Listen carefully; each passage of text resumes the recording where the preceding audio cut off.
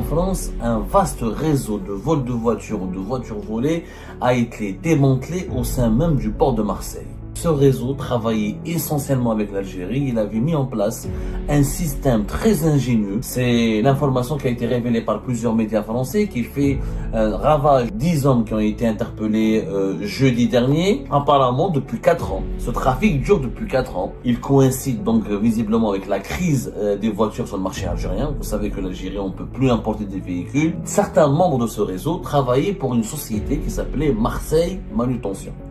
Marseille Manutention, c'est une filiale du groupe CMA CGM. Les voitures étaient volées pas en France, elles étaient volées à des loueurs à l'étranger, c'est-à-dire dans les pays voisins de la France, notamment, je pense, la Belgique, la Hollande, l'Allemagne, la Suisse, etc. Ensuite, elles étaient ramenées vers Marseille, elles étaient stockées, elles étaient cachées dans ce hangar grâce à l'acquisition d'une machine professionnelle qui pouvait fabriquer une nouvelle plaque d'identification. Donc on retire les anciennes plaques d'identification. On fabrique un nouveau numéro de série. Donc c'est un nouveau numéro de série qui a été fabriqué. Des clés numériques avec un système d'identification de véhicules. Ils ont tout mis en place. La voiture avec sa nouvelle identification était embarquée sur des cargos à destination de l'Algérie. En France, un vaste réseau de vols de voitures ou de voitures volées a été démantelé au sein même du port de Marseille. Devinez bien que ce réseau travaillait essentiellement avec l'Algérie. Il avait mis en place un système très ingénieux pour détourner des voitures qui étaient louées à l'étranger. Enfin, c'est des voitures qui sont louées des agences de location en Allemagne, en Suisse, en Belgique, ailleurs dans les autres pays européens. Ils sont volés, ils sont ramenés, acheminés jusqu'à Marseille. En France, ensuite, ces voitures sont maquillées, sont détournées, on va dire, falsifiées. Le mot le plus précis, c'est maquillées, sont maquillées pour qu'on leur change d'identité. Et un mécanisme a été mis en place pour ensuite pour les détourner, pour les envoyer vers l'Algérie sans que les services de sécurité français ne se rendent compte qu'elles soient des voitures volées. C'est l'information qui a été révélée par plusieurs médias français qui fait ravage depuis hier le 27 mai 2025 parce qu'il s'agit d'un nouveau procédé extrêmement ingénieux. Alors, on ne sait pas est-ce que les membres de ce réseau sont algériens ou français ou franco-algériens. Leur nationalité n'a pas été encore déterminée ni précisée. On parle de 10 hommes qui ont été interpellés jeudi dernier, la semaine dernière plutôt, et après une enquête qui a duré plusieurs mois. Des perquisitions ont été menées, donc de l'argent en espèces a été retrouvé, 60 000 euros, plusieurs montres de luxe, 12 véhicules, du matériel qui permet de maquiller les voitures. Donc ça a été les saisies qui ont été réalisées au cours de la perquisition. L'enquête a été menée depuis plusieurs mois. Un communiqué a été diffusé par le parquet de Marseille, dans un communiqué qui parle d'une arrestation de 10 hommes qui ont été mis en examen pour recel de vol, bande organisée, blanchiment et faux usage de faux. Le parquet de Marseille parle d'enquêtes qui ont eu recours à la surveillance, à des écoutes téléphoniques, à des captations d'images pour identifier l'ensemble des individus participant à ce trafic de véhicules. Et le parquet de Marseille, comme la presse, comme les sources sécuritaires et judiciaires citées par la presse locale à Marseille et plusieurs autres titres de la presse française nationale, décrivent un système très bien organisé avec des complicités à l'intérieur du port de Marseille. Qu'est-ce qui s'est passé? On parle apparemment, depuis 4 ans, ce trafic dure depuis 4 ans, donc depuis, on va dire, 2021. Il coïncide donc visiblement avec la crise des voitures sur le marché algérien. Vous savez que l'Algérie, on ne peut plus importer des véhicules. L'importation des véhicules de moins de 3 ans a été autorisée depuis 2023. Mais elle a connu des blocages avec le blocage le gel des immatriculations, des cartes grises depuis octobre 2024. Le pays ne peut plus importer de véhicules. Il y a un besoin énormissime. On parle de pratiquement d'un besoin de 1 million de véhicules. 1 million de véhicules qui manqueraient à l'Algérie parce qu'il y a il y a une problématique, il n'y a plus d'usine de fabrication, de montage des véhicules neufs. L'usine qui a commencé à la fin de l'année 2024, l'usine Fiat ne permet pas de satisfaire les besoins locaux.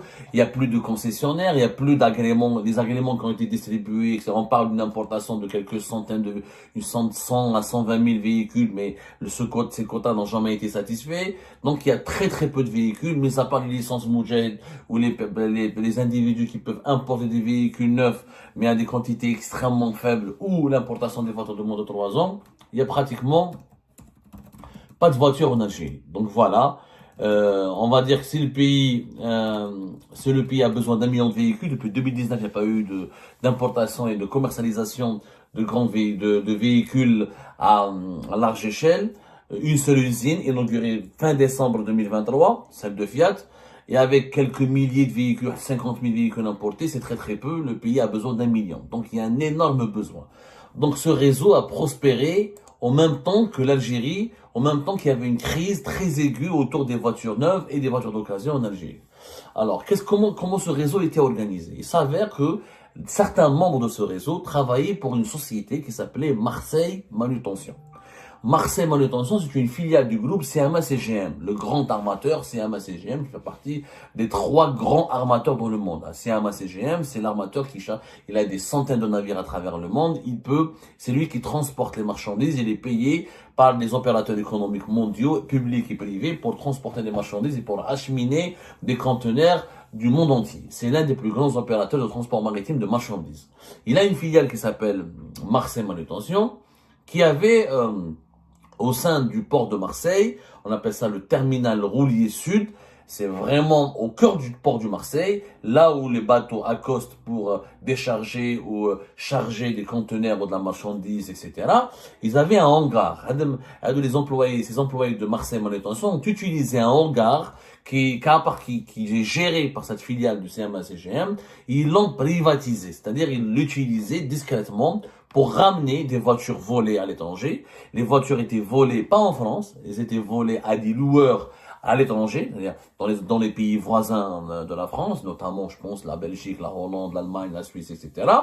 Ensuite, elles étaient ramenées vers Marseille, elles étaient stockées, elles étaient cachées dans ce hangar, avec la complicité des employés de Marseille Manutention qui géraient cet hangar.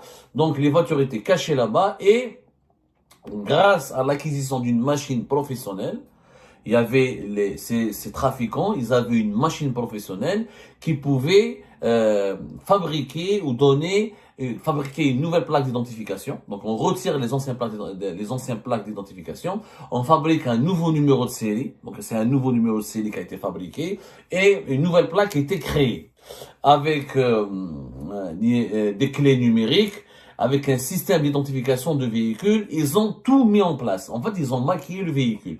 Comme c'est un véhicule qui est loué, donc Roumain, ils vont le détourner, le maquiller pendant la période de location. Sauf qu'ils vont totalement changer l'identité de ce véhicule.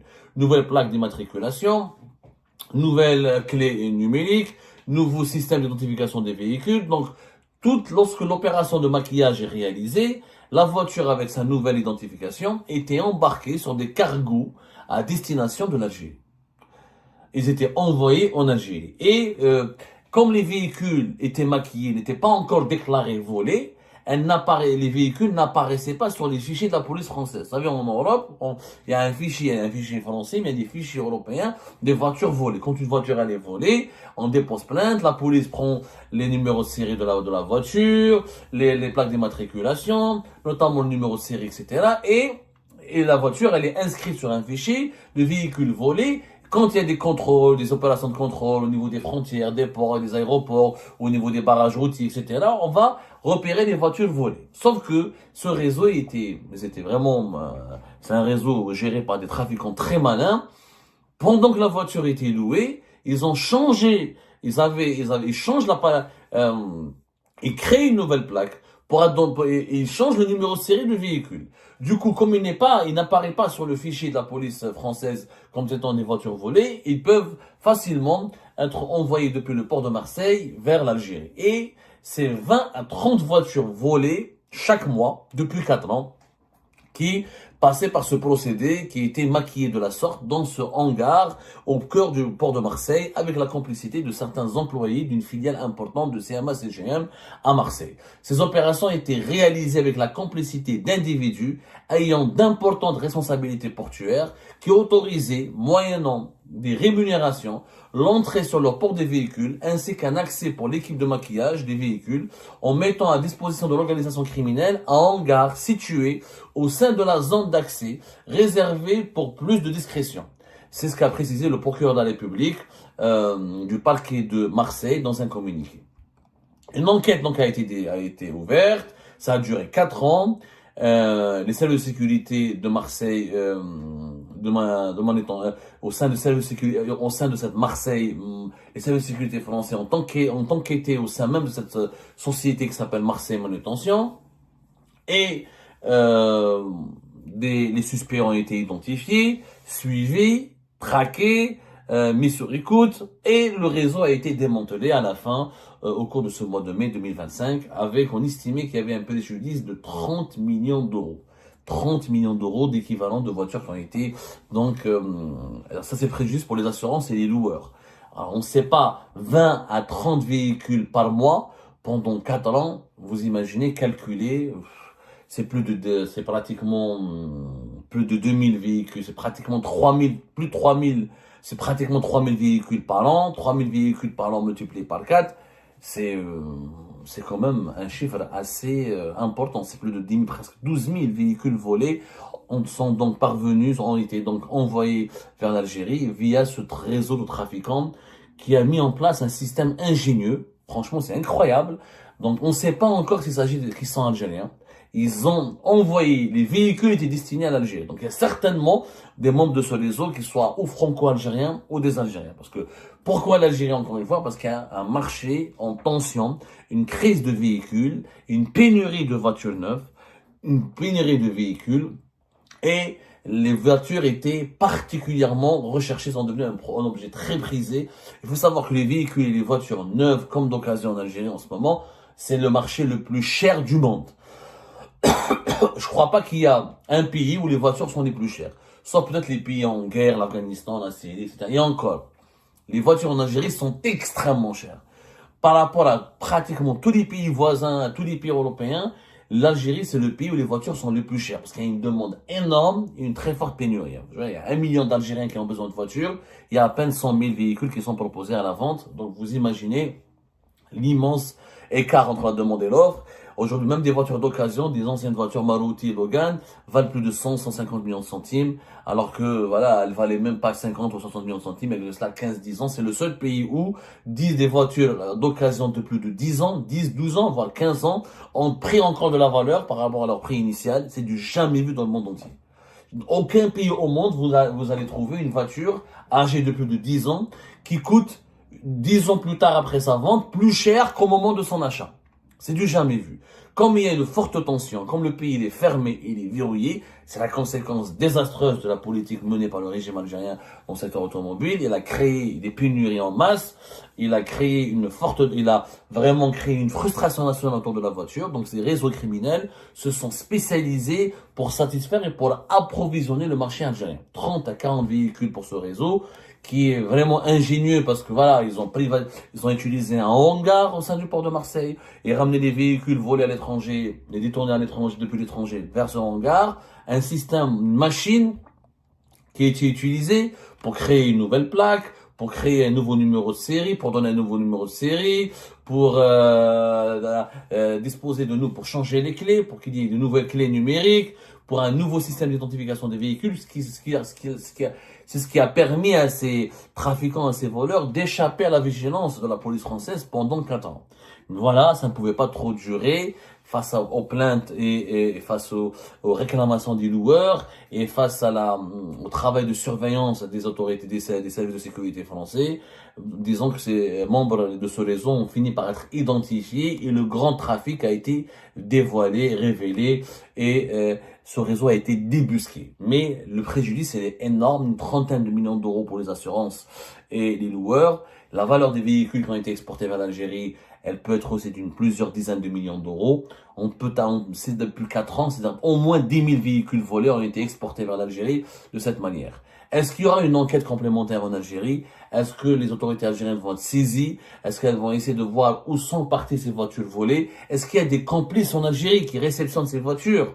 Est-ce que ces voitures ont été vendues à des Algériens en France, ensuite ils les ont revendues? Est-ce que les Algériens qui ont acheté ces voitures en France étaient innocents, complices? Est-ce que ça, encore une fois, il y a beaucoup d'interrogations, il y a beaucoup de zones d'ombre dans cette affaire, les enquêtes se poursuivent. Est-ce qu'il y aura d'autres arrestations prochainement?